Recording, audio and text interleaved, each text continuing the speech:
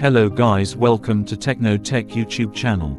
In this video, I'll show you how to change the serial number on a Ricoh IM C Series photocopier using the appropriate service procedure.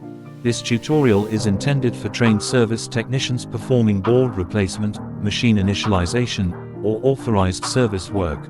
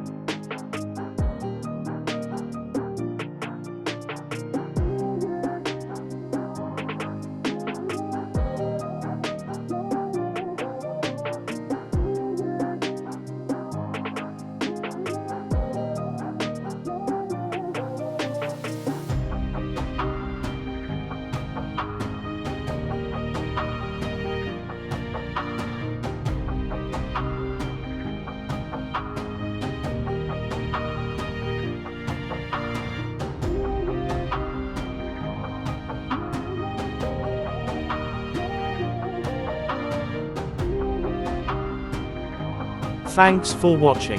If you learn anything in this video, please give a like and subscribe for more videos. If you have any questions, just pin a comment.